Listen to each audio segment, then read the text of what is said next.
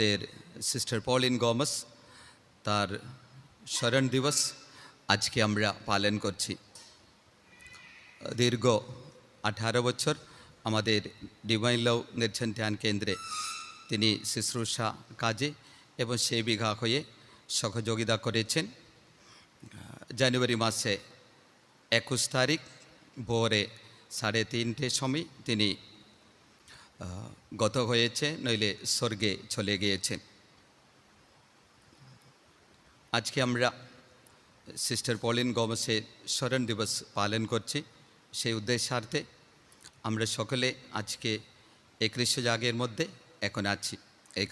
আমরা আজকে সিস্টার পলিনে এই স্মরণ দিবস পালন করার সত্ত্বে তাকে পেয়েছি, তার জন্য ঈশ্বরকে বিশেষভাবে ধন্যবাদ জানাই। ঠিকানার খোঁজে যত এগিয়েছি দেখেছি পৃথিবীময়, কোনো ঠিকানায় স্থায়ী নয়, সবই সাময়িক আশ্রয়। সঠিক ঠিকানা সে তো একটি, সে তো স্বর্গ, যেখানে পরম ঠাঁই। আজ আমরা এই মুহূর্তে আমাদের শ্রদ্ধেয় সিস্টার পলিন এলিজাবেথ গমেসের স্মরণ অনুষ্ঠানে সম্মিলিত হয়েছি, যিনি প্রায় 3 মাস আগে আমাদের ছেড়ে পরলোক গমন করেছেন। আসে যে সে তো যাবে, ধরে রাখা যাবে না, সে তো শুধুমাত্র মরীচিকা, কাছে তাকে পাবে না। সিস্টার পলিনের স্মৃতি আজ আমাদের কাছে হয়ে উঠেছে মরীচিকা। অনুভূত হয় কিন্তু ছোঁয়া যায় না। আজও মনে হয় আমাদের মাঝে এই গির্জায় কোনো চেয়ারে সিস্টার পলিন বসে আছেন আর আমাদের সঙ্গে প্রার্থনা করছেন। সিস্টার পলিন এক কথায় আন্টি।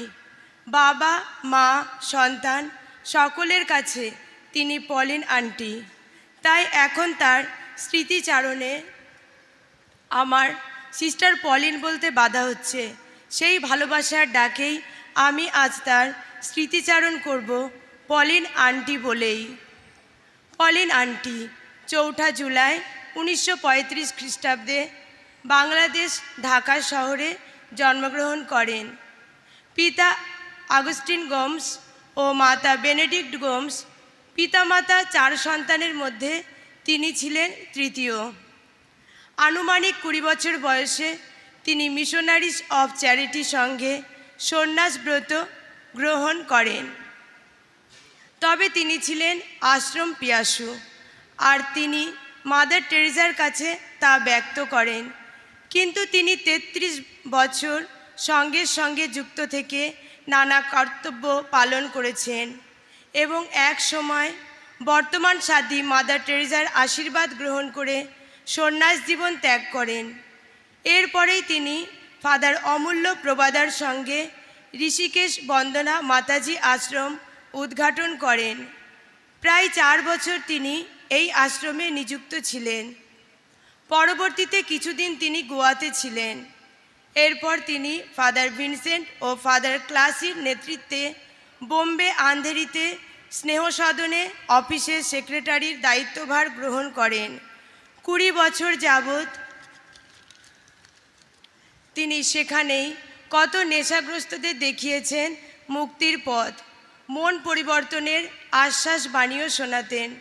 পরে তিনি কলকাতা প্রভু যীশু গির্জায় ফাদার তিমির মজুমদারের সময়কালে তিনি প্যারিস সেক্রেটারি রূপে নিযুক্ত হন। তারপর তিনি কলকাতা শিশু ভবন মাদার টেরেজা আশ্রমে অ্যাডাপ্টেড সেন্টারে নিয়োজিত হন।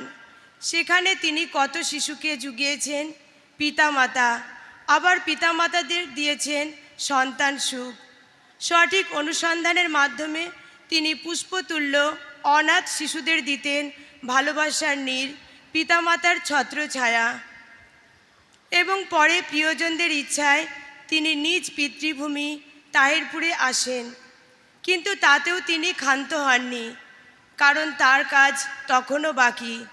তাহিরপুরে আনুমানিক 2 বছর থাকার পর 2007 সালে মে মাসে তিনি জালালখালী ডিভাইন লাভ রিট্রিট সেন্টারের সন্ধান পেয়ে আসতে শুরু করেন ও অক্টোবর মাসে স্থায়ী স্বেচ্ছাসেবিকা রূপে নিযুক্ত হন।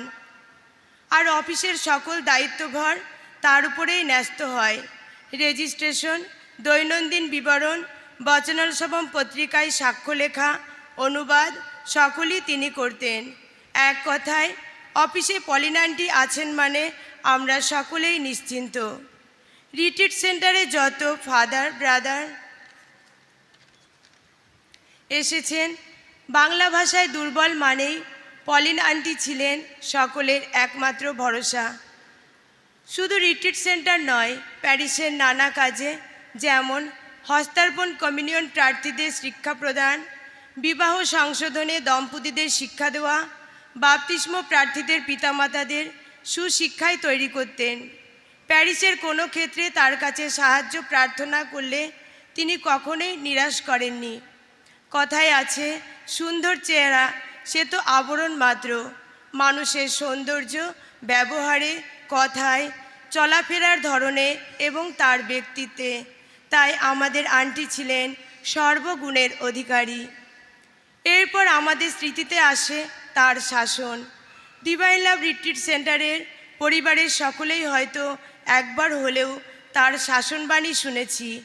তখন হয়তো একটু বিরক্ত হলেও এখন এই কথাটা আমাদের মনে সাড়া জাগায়। শাসন শুনতে যতই খারাপ লাগুক, যে মানুষের জীবনে শাসন করার মানুষ না থাকে তার মতো অভাগা আর কে আছে। এখন নিজেদের অভাগা লাগে, জানি না আবার কি কোনো শুভ্র কেশধারী আন্টি পাবো যিনি আমাদের ভুল ত্রুটিতে সংশোধন করবেন।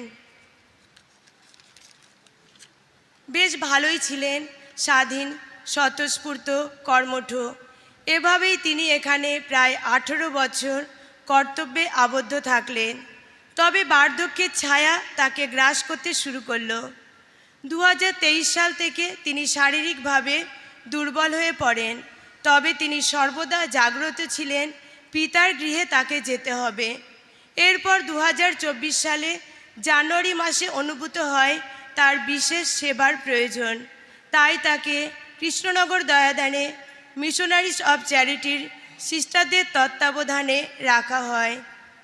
বেনশিরা 1 অধ্যায় 20 পদ, প্রভুকে ভয় করাই প্রজ্ঞার মূল, তার শাখা পরমায়ু। পলিন আন্টিও ছিলেন পরমায়ু। কাল পূর্ণ করে 89 বছরে অর্থাৎ 21শে জানুয়ারি ভোর 3:30 দয়াদানে তিনি শান্তির নিদ্রায় নিদ্রিত হলেন এবং তার পিতৃভূমি তাহেরপুরে তাকে সমাধিস্থ করা হলো। আজ তিনি যেন ফিলিপিও 1 অধ্যায় 19 থেকে 21 পদ আমাদের বলছেন, আমি জানি তোমাদের প্রার্থনা এবং যীশুখ্রিস্টের আত্মার সহায়তা দ্বারা তা আমার পরিত্রাণের কারণ হয়ে উঠবে। আমার একান্ত প্রত্যাশা ও ভরসায় যে আমাকে কিছুতেই আশাভ্রষ্ট হতে হবে না। সব সময়ের মতো এখনও খ্রিস্ট আমার দেহে মহিমান্বিত হবেন, তা জীবনে হোক বা মৃত্যুতে হোক। কেননা আমার পক্ষে জীবন খ্রিস্টতে এবং মৃত্যু লাভ। তাই আসুন আজ খ্রিস্ট যজ্ঞানুষ্ঠানে তার আত্মার শান্তি কামনায় প্রার্থনা করি। আমাদের প্রার্থনা ও জীবনকালে তিনি যে খ্রিস্টেই আসক্ত ছিলেন তার পুণ্যফলে মৃত্যুর পরে লাভ করতে পারেন শাশ্বত জীবন, স্বর্গের উত্তরাধিকার।